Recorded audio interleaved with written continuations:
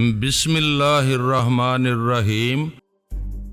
وہ کل شام سے پہلے ہی واپس آ جائیں گے۔ آپ کی روانگی کے پروگرام میں کوئی تبدیلی نہیں ہوگی۔ اچھا پھر تم جاؤ، میں آرام کروں گا اب۔ بہت بہتر جناب، اگر کوئی ضرورت ہو تو سوئچ دبا کر بلا لیجئے کسی کو۔ وہ مڑا اور کمرے سے باہر نکل گیا۔ اس کے جانے کے بعد میں نے آنکھیں بند کر لیں اور سونے کی کوشش کرنے لگا۔ اس وقت شام کے 6 بج چکے تھے۔ عالیہ کے آنے میں ابھی 4 گھنٹے سے بھی زیادہ کا وقت تھا۔ میں اتنی دیر سو لینا چاہتا تھا۔ 10:45 ہوئے تھے جب ہارون نے مجھے بیدار کر کے عالیہ کی آمد کی خبر دی۔ اس نے بتایا وہ بس اسپتال پہنچنے ہی والی ہے، میں منہ ہاتھ دھو کر تیار ہو جاؤں۔ رات کا کھانا عالیہ بھی میرے ساتھ ہی کھائے گی۔ میں نے منہ ہاتھ دھونے کے لیے باتھ روم جانے کی خواہش کا اظہار کیا تو وہ بولا آپ کے پیروں پر پلاسٹر چڑھا ہوا ہے، باتھ روم جانے میں آپ کو خاصی دشواری ہوگی، یہیں انتظام کیے دیتا ہوں میں نے کہا اوئے چھاڑ یار، خالی خولی پلاسٹر ہی تو چڑھا ہے، کوئی خدا نخواستہ میرے پیر بیکار تو نہیں ہو گئے ہیں، کوئی دشواری نہیں ہوگی مجھے۔ میں اٹھ کر بیٹھ گیا۔ وہ جلدی سے دروازے کی طرف بڑھتے ہوئے بولا ٹھہریں جناب، ذرا صبر تو کریں، میں یہ دروازہ تو بند کر دوں، کوئی آ نہ جائے اچانک۔ اس نے دروازہ بند کر کے مجھے سہارا دے کر باتھ روم تک پہنچا دیا۔ میں باتھ روم سے واپس آ کر ابھی بیٹھا ہی تھا کہ دروازے پر دستک سنائی دی۔ ڈاکٹر ہارون نے دروازے کی طرف بڑھتے ہوئے کہا لیجئے میڈم آ گئی شاید۔ وہ عالیہ ہی تھی جو دروازہ کھلنے کے بعد اندر آئی تھی۔ وہ اندر داخل ہوتے ہی سیدھی میری طرف آئی۔ اس کے لبوں پر مسکراہٹ کھیل رہی تھی اور آنکھیں اس کی فرتے انصبات سے چمک رہی تھیں۔ کیسے ہیں آپ جلانی، طبیعت تو ٹھیک ہے نا آپ کی؟ میرے قریب آ کر وہ جذبہ محبت سے سرشار لہجے میں بولی اللہ کا شکر ہے جی، میری طبیعت کو کیا ہونا تھا، بس ذرا باندھ کے ڈال رکھا ہے انہوں نے مجھے۔ میں نے سامنے کھڑے ڈاکٹر ہارون کی طرف اشارہ کرتے ہوئے کہا۔ وہ شرمندہ ہو کر بولا اب ایسا تو الزام نہ دیں جناب آپ مجھے، یہ پلاسٹر تو آپ کی مرضی سے ہی چڑھایا گیا ہے آپ کی ٹانگوں پر۔ ہاں یار، کچھ ایسی بھی مجبوریاں آ پڑتی ہیں آدمی پر کبھی کبھی، جب وہ خود اپنے آپ کو سزا دینے کے لیے تیار ہو جاتا ہے۔ بڑے فائدے کے لیے چھوٹا موٹا نقصان تو برداشت کرنا ہی پڑتا ہے نا، میں نے کہا۔ عالیہ ہنس کر بولی اوہو، آپ لوگ تو بحث کرنے لگے ہیں ذرا سی بات پر۔ ہارون صاحب مجھے بھوک لگ رہی ہے، بہت شدید قسم کی کھانا منگوا لیں آپ جلدی سے اور چھوڑ دیں اس قصے کو یہیں۔ جی بس ابھی لیجئے، آپ ہی کا انتظار تھا ہمیں۔ ہارون یہ کہہ کر باہر نکل گیا۔ یہ 11 بجے رات تک آپ بھوکی کیوں پھر رہی ہیں عالیہ بیگم؟ مجھے ابھی ہارون نے بتایا تھا کہ آپ رات کا کھانا میرے ساتھ کھائیں گی تو مجھے یقین نہیں آ رہا تھا، بھلا اتنی رات تک کون بھوکا رہتا ہے؟ میں نے پوچھا۔ بس آج دل چاہ رہا تھا اس وقت کھانا آپ کے ساتھ کھاؤں۔ آج آخری رات ہے آپ کی ہمارے درمیان، کل تو آپ چلے ہی جائیں گے، پھر نہ جانے یہ سعادت کبھی حاصل بھی ہو سکے گی مجھے یا نہیں۔ وہ کچھ عجیب سے لہجے میں بولی اوہ تو اتنی محبت کرتی ہیں آپ مجھے 13 وقت سے، میرے ساتھ کھانا کھانے کی خاطر اب تک بھوکی پھر رہی ہیں آپ؟ اشکے بھائی اشکے، حد ہی مکا دی ہے آپ نے تو عالیہ بیگم۔ میرا خیال ہے دل آپ کا ابھی تک صاف نہیں ہو سکا ہے، میری طرف سے میری محبت پر ابھی تک شک کر رہے ہیں آپ، دل سے قبول نہیں کیا ہے اب تک آپ نے مجھے۔ وہ افسردہ ہو کر بولی یہ بات نہیں ہے عالیہ، میری طرف سے کسی بدگمانی کو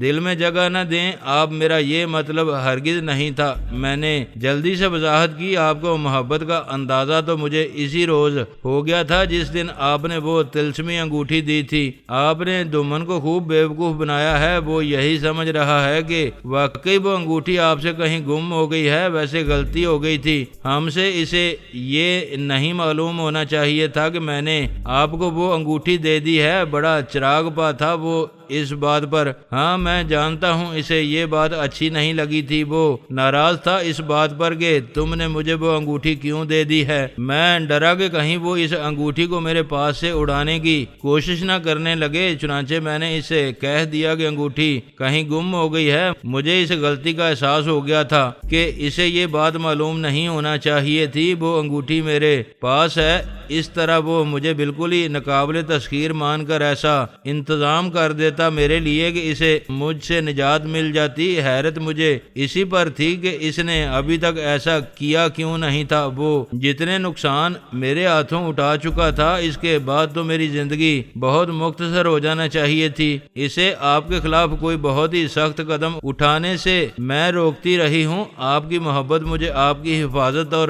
حمایت کرنے پر اکساتی رہی ہے۔ ہمیشہ وہ سنجیدہ ہو گئی تھی۔ میں نے گردن اوپر اٹھا کر چھت کو دیکھتے ہوئے دونوں ہاتھ دعائیہ انداز میں اٹھا کر کہا، واہ میرے مولا، کیا سبیلیں کرتا ہے تو، اپنے نافرمان بندوں کے لیے وقت سے پہلے کسی کو عدم آباد کی طرف جانے ہی نہیں دیتا۔ وہ بے اختیار ہنس پڑی، بولی، بڑے پکے اور سچے مسلمان لگ رہے ہیں آپ اس گھڑی۔ یہ کیا کہہ رہی ہیں آپ عالیہ بیگم؟ کیا اس سے پہلے آپ کو میں مسلمان نظر نہیں آیا کبھی؟ میں نے سوال کیا۔ نظر آنے اور ہونے میں بڑا فرق ہے جیلانی، اب دیکھے نا، نظر تو وہ بناسپتی ڈاکٹر دمن بھی آتا ہے، اسے دیکھ کر کون کہہ سکتا ہے کہ وہ مسلمان نہیں ہوگا، مگر ہے وہ پکا یہودی۔ وہ بولی۔ میری آنکھیں حیرت سے پھٹ گئیں، مجھے ایسا لگا تھا جیسے میرے سینے میں دل ساکت ہو کر رہ گیا ہو، سانس گھٹنے لگا تھا میرا۔ وہ مشکل میں نے اپنی حالت پر قابو پا کے بھرائی ہوئی آواز میں کہا، کیا کہا تم نے عالیہ؟ یہ کیا کہہ رہی ہو تم؟ کیسے ہو سکتا ہے یہ؟ اس انکشاف نے عجیب حالت کر دی تھی میری۔ ایسا کیوں ہوا تھا؟ وجہ اس کی میں بھی نہیں جان سکا تھا۔ وہ بکھلا کر میرے پاس آئی اور تشویشناک انداز میں مجھے دیکھتے ہوئے بولی، ارے یہ کیا ہونے لگا ہے آپ کو جیلانی؟ آپ کی طبیعت تو ٹھیک ہے نا؟ آپ کا تو چہرہ ہی سفید پڑ گیا ہے ایک دم۔ کچھ نہیں، میں نے ہاتھ ہلاتے ہوئے کہا، میرا سانس رکنے لگا تھا آپ کی بات سن کر۔ کیا سچ کہہ رہی ہیں آپ؟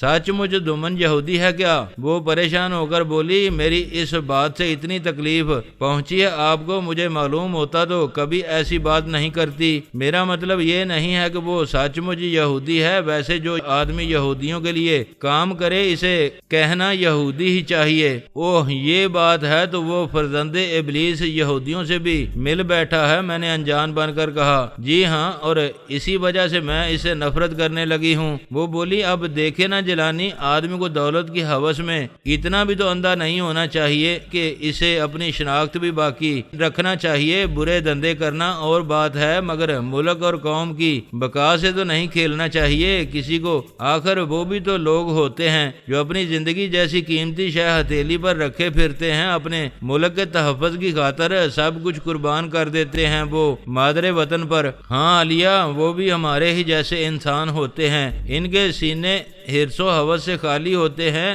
طمع انہیں زیر نہیں کر سکتی۔ ایسے ہی لوگ قربانیاں دینے والے ہوتے ہیں، ہر شخص نہیں کر سکتا یہ کام۔ میں نے کہا، ٹھیک کہا آپ نے، مگر جو شخص قربانی نہیں دے سکتا اسے کیا ملت فروش بن جانا چاہیے؟ اس نے پوچھا۔ نہیں، یہ تو بہت ہی بری بات ہے، سر اتار لینا چاہیے ایسے آدمی کا۔ اچھے برے لوگ تو ہر جگہ ہی ہوتے ہیں، کچھ لوگ حالات سے مجبور ہو کر غلط راہوں پر نکل جاتے ہیں اور کچھ فطرتاً ہی برے ہوتے ہیں، مگر ننگے ملت کہلوانا کوئی بھی پسند نہیں کرتا خود کو۔ لیکن یہ دمن کو آخر سوجی کیا ہے؟ میں نے کہا، بس طمع کے ہاتھوں شکست کھا چکا ہے، وہ لالچ نے پردے ڈال دیے ہیں آنکھوں پر اس کی۔ وہ بولی، یہ بہت بڑا کام لے لیا ہے اس نے اپنے ذمے۔ میں ہارون کو آتے دیکھ کر خاموش ہو گیا۔ اس کے پیچھے دو وردی پوش بہرے ہاتھوں میں ٹرے اٹھائے چلے آ رہے تھے۔ ہارون نے میرے بیڈ کے ساتھ ایک میز لگا دی اور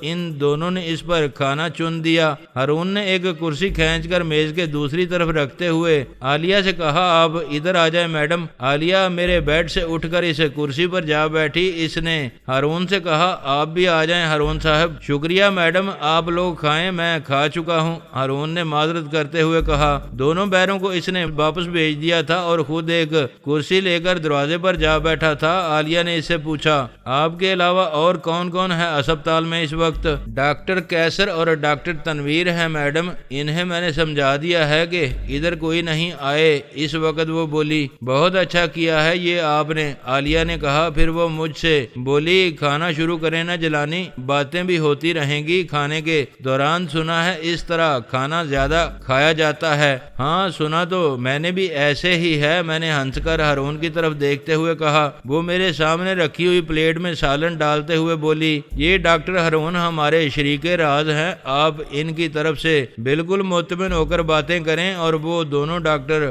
کیسر اور ڈاکٹر تنویر بھی اپنے ہی آدمی ہیں، نرسیں یہاں سب مقامی ہیں، اردو بالکل نہیں جانتی، پھر بھی ڈاکٹر ہارون نے ادھر آنے سے انہیں منع کر دیا ہے۔ ہم لوگ آزادانہ ہر موضوع پر گفتگو کر سکتے ہیں، کوئی حرج نہیں ہوگا ہمارے درمیان اور نہ کوئی بات باہر نکلے گی یہاں سے۔ اچھا تو یہ بات تھی ڈاکٹر ہارون، میں نے ہارون سے کہا، پھر تو آپ کو ایسی باتیں اس وقت بالکل نہیں کرنا چاہیے تھی۔ وہ دمن سن سکتا تھا، کوئی بات بھی اس کے کان میں پڑھ کر آپ کو مشکوک لوگوں کی فہرست میں شامل کر سکتی تھی۔ خود میں چکنا ہو گیا تھا آپ کی طرف سے، مجھ سے غلطی ہو گئی تھی جناب، مجھے احساس ہو گیا تھا اس بات کا، اسی لیے دوسری بار آپ کے پوچھنے کے باوجود میں نے کوئی بات نہیں کی تھی، میڈم پر ڈال دیا تھا اس ذمہ داری کو۔ میں نے عالیہ سے پوچھا مگر عالیہ بیگم آپ نے یہ یقین کیوں کر لیا کہ میں اس معاملے میں آپ کا ہی ساتھ دوں گا؟ میں دمن کا طرفدار بھی تو ہو سکتا ہوں،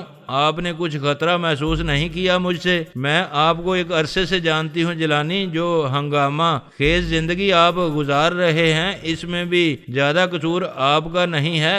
آپ نے تو صرف ایک بار اپنی ضرورتوں کے ہاتھوں مجبور ہو کر ایک قدم اٹھایا تھا، اگر اس رات آپ ہمارے گھر سے اپنی ضرورت پوری کرنے میں کامیاب ہو جاتے تو شاید کبھی دوبارہ اس راہ پر قدم نہ دھرتے، مگر آپ کی ناکامی اور پھر میرے اور دمن کے خوفناک اقدام نے آپ کے سینے میں انتقام کی آگ بھڑکا دی تھی، جس کے نتیجے میں آپ مجسم انتقام بن گئے۔ میں تسلیم کرتی ہوں کہ آپ کی موجودہ زندگی کے ذمہ دار ہم ہی دونوں ہیں، ہماری خود غرضی نے آپ کی زندگی زہر آلود کر دی ہے، ورنہ آپ فطرتاً برے آدمی نہیں ہیں۔ اس نے مکمل طور پر میری زندگی کا تجزیہ کر کے رکھ دیا تھا میرے سامنے، پھر بھی میں آخر انسان ہی ہوں، ایک خطا کار انسان، میری نیت بھی بدل سکتی ہے، کسی وقت ضروری تو نہیں ہے کہ وہی کچھ کروں جو تم چاہتی ہو۔ آدمی کو پہچاننے کا اتنا سلیقہ تو ہے مجھ میں جیلانی، جن لوگوں کے درمیان میں رہ رہی ہوں وہاں کوئی کم تر درجے کی کم عقل اور سیدھی سچی عورت ایک دن بھی نہیں گزار سکتی۔ مجھے کامل یقین ہے کہ آپ اپنے ملک کی سلامتی اور نیک نامی کو ہر شے پر مقدم جانتے ہیں، اور پھر میں آپ سے کوئی خطرناک کام تو نہیں لے رہی ہوں، میں تو صرف اتنا چاہتی ہوں کہ اس کارے بعد میں آپ دمن کے ساتھ شریک نہ ہو، یہاں سے جانے کے بعد دوبارہ کیریئر بن کر نہ آئیں، اور اگر ہو سکے تو پاکستان میں جو لوگ ان کی معاونت کر رہے ہیں انہیں بے نقاب کر کے پولیس کے حوالے کر دیں، اور تم خود اس کے ساتھ رہ کر اس کی معاونت کرتی رہو۔ میں نے عالیہ سے پوچھا۔ میں مجبور ہوں جیلانی، اس کی آواز میں ایک کرب سا ابھر آیا، میرا اس کے سوا نہیں کوئی سہارا ہے، نہ کہیں ٹھکانہ، میں اسے چھوڑ کر کہاں جاؤں گی؟ کون اپنی چھت کے نیچے برداشت کر سکے گا مجھے؟ برے لوگوں کے ساتھ رہ کر بہت سی بری عادتیں چمٹ گئی ہیں میرے ساتھ، جنہیں چھوڑنا اب میرے اختیار میں نہیں رہا ہے، لہذا میری آپ فکر نہ کریں، میں یہاں رہ کر اسی طرح دوسروں کو بھی اس کے جال میں پھنسنے سے روکنے کی کوشش کرتی رہوں گی، جس طرح آپ کو روکنے کے لیے کر رہی ہوں۔ آدمی کا ضمیر اگر بالکل ہی مر نہ گیا ہو تو اس کی بدعمالیاں کبھی نہ کبھی اس کے سینے میں کسک ضرور دینے لگتی ہیں۔ عالیہ کے ساتھ بھی ایسا ہی کچھ ہو رہا تھا، دمن کو ہاتھ سے تجاوز کرتے دیکھ کر اس کے سینے میں کانٹے سے چبھنے لگے تھے، وہ کھلم کھلا اس کی مخالفت کرنے کی طاقت نہیں رکھتی تھی، مگر اپنے طور پر اس نے دمن کے خلاف ایک محاذ ضرور قائم کر لیا تھا، اور دمن کے ساتھیوں ہی میں سے کچھ لوگوں کو اپنا ہم نوا بنانے میں بھی کامیاب ہو گئی تھی۔ اس کی باتیں سن کر میرا جی چاہا میں اسے اپنی پناہ میں لے لوں، اسے ان سیاہ کاروں کی دنیا سے نکال کر اپنے ساتھ لے جاؤں، مگر یہ کسی بھی طرح ممکن نہیں تھا میرے لیے، میں تو خود ان لوگوں کے رحم و کرم پر تھا۔ وہ دمن مجھے پاکستان بھیجنے کے لیے اپنے وسائل استعمال کر رہا تھا، پھر میں اس کی نظروں سے بچا کر عالیہ کو اپنے ساتھ کیسے لے جا سکتا تھا؟ میں نے اس سے کہا، عالیہ آپ کی باتوں نے میرے دل میں آپ کے لیے بڑی عزت و توقیر پیدا کر دی ہے، میں آپ کے کام آنا چاہتا ہوں، مجھے بتائیں میں میں کیا کر سکتا ہوں آپ کو اس جنجال سے نکالنے کے لیے؟ وہ بولی نہیں جیلانی، آپ میرے لیے بالکل پریشان نہ ہوں، میرے لیے فکر اور پریشانی کی کوئی بات نہیں ہے یہاں۔ اگر آپ نے میری بات مان کر دوبارہ ادھر کا رخ نہ کیا تو میں اسے ہی بہت بڑی کامیابی سمجھوں گی اپنے لیے۔ اس کی تو آپ فکر ہی نہ کریں، مجھے اس ننگے وطن کی اصلیت معلوم ہو چکی ہے، آپ بس دیکھیں اس کے حسین چہرے پر بہاریں۔ اس کے ساتھ واپس تو میں پہلے بھی آنے کا فریب دے رہا تھا، اب تو میں ایک ایک ٹانکا ادھیڑ کے رکھ دوں گا ان رذیلوں کا۔ کیا یاد کریں گے یہ بھی کہ کسی غلام جیلانی سے واسطہ پڑا تھا ان کا؟ مجھے یہی امید تھی جیلانی آپ سے۔ وہ خوش ہو کر بولی بس آپ وہاں کا محاذ سنبھال لیں اور یہاں کی تو فکر ہی نہ کریں آپ، یہاں میں موجود ہوں، کسی کو کامیاب نہیں ہونے دوں گی۔ میرا تو خیال تھا کہ تم بھی پاکستان چلی چلو، کسی نہ کسی طرح خاک ڈالو یہاں کے معاملات پر، ہم نے کوئی ٹھیکہ تو نہیں لے رکھا ہے سارے زمانے کو راہ راست دکھانے کا۔ نہیں جیلانی آپ سمجھے میری بات کو، مجھے مجبور نہ کریں، یہیں رہنے دیں اس موذی کے ساتھ۔ میں اسے بھی سمجھانے کی کوشش کر رہی ہوں، شاید خدا کبھی اس کے دل میں بھی نیکی ڈال دے۔ وہ پر امید لہجے میں بولی معلوم یہ ہوتا ہے عالیہ آپ کے دل میں اس کے لیے اب بھی کوئی نرم گوشہ موجود ہے، اس سے علیحدہ ہونے یا اسے کوئی نقصان پہنچانے کے لیے آپ کا دل تیار نہیں ہو رہا ہے ابھی، کیوں ہے نا؟ یہی بات میں نے پوچھا۔ شاید آپ ٹھیک ہی کہتے ہیں، کچھ ایسا ہی معلوم ہوتا ہے۔ اب دیکھیں نا جیلانی کتنا طویل ساتھ ہے میرا اور اس کا، اور جتنی یگانگت تھی ہم دونوں میں، اس کے بعد ایک دم اسے چھوڑ دینے کو کیسے جی چاہے گا؟ یوں ضرورت تو ہے نا مجھے اس کی، سہاگ ہے وہ میرا۔ ہمارے ہاں تو عورت کا سب کچھ اس کا سہاگ ہی ہوتا ہے، جیسا بھی برا بلا ہے تو نا۔ کون مشرقی عورت ہنسی خوشی اپنا گھر برباد کرنا چاہے گی؟ کون سہاگ اجاڑنا چاہے گی اپنا؟ وہ اداسی سے بولی ہاں کہتی تو تم بھی ٹھیک ہی ہو، میں نے اس کی آنکھوں میں جھانکتے ہوئے کہا، لیکن جس زندگی کا اس نے انتخاب کر لیا ہے اپنے اور تمہارے لیے، یہ زندگی زیادہ نہیں ہوا کرتی، ذرا سی بھی غفلت یا کوئی بھی غلط فہمی عمریں تمام کر سکتی ہے تم دونوں کی۔ اس کھاپ سے نکلنا تو اس کے لیے کسی طرح بھی ممکن ہی نہیں، جب بھی اس نے ایسا کرنا چاہا وہ اس کے لیے زندگی عذاب بنا دیں گے۔ وہ یہ خطرہ کبھی مول نہیں لیں گے کہ دمن ان کا ساتھ چھوڑ کر ان کے راز دوسروں کو منتقل کر دے۔ یہ بات تم نہیں جانتی ہو کیا کہ ایسے کاموں میں رازداری کی کیا اہمیت ہوتی ہے؟ اس کا بھی یہی کہنا ہے کہ ان کا ساتھ چھوڑ کر اسے دنیا کے کسی گوشے میں بھی پناہ نہیں مل سکے گی، اس کی جان لے کر ہی وہ لوگ اسے چھوڑیں گے۔ اب بڑی خوفناک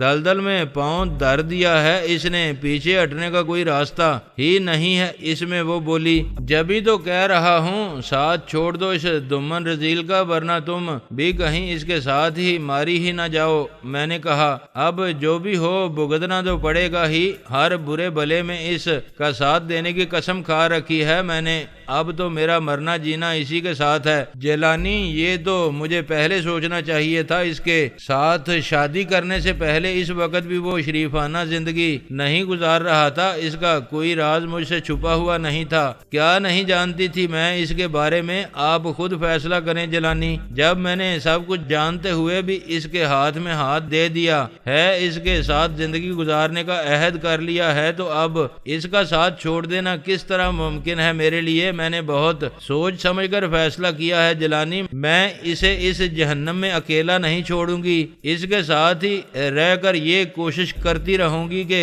کسی طرح اس کی جان چھوٹے ان لوگوں سے۔ آفرین ہے تمہاری ہمت کو عالیہ، میں نے اتنا حوصلہ عورت ذات میں پہلے نہیں دیکھا تھا کبھی، اور نہ ہی میں آپ کو وعدوں کا اتنا پابند سمجھتا ہوں۔ آپ نے تو میرے سارے اندازے غلط ثابت کر دیے ہیں اپنے بارے میں۔ میں نے کہا۔ اس نے کوئی جواب نہیں دیا، خاموشی کے ساتھ کھانا کھاتی رہی۔ آنکھوں سے شبنم کے دو قطرے کسی طرح پھسل کر اس کے رخساروں کے بیچ آ ٹھہرے تھے، اس نے انہیں رومال سے صاف کر کے ڈبڈبائی آنکھوں سے مجھے دیکھا، پھر ایک ٹھنڈی سانس لے کر نظریں جھکا لیں۔ تھوڑی دیر تک ہم دونوں چپ چاپ کھانے میں مصروف رہے، حالت میری بھی خاصی دگرگوں ہو رہی تھی اس گھڑی، کوئی بات زبان سے نکلی ہی نہیں رہی تھی، اور حلق میں ایسے پھندے سے پڑ رہے تھے کہ لقمے بھی آہستہ آہستہ اٹک اٹک کر حلق سے نیچے اتر رہے تھے۔ بڑا سوگوار سا ماحول ہو گیا تھا۔ مجھ سے کھایا نہیں گیا تو میں نے ہاتھ کھینچ لیا۔ اس کی بھی حالت مجھ سے مختلف نہیں تھی، شاید میری وجہ سے وہ بھی جبر و کرا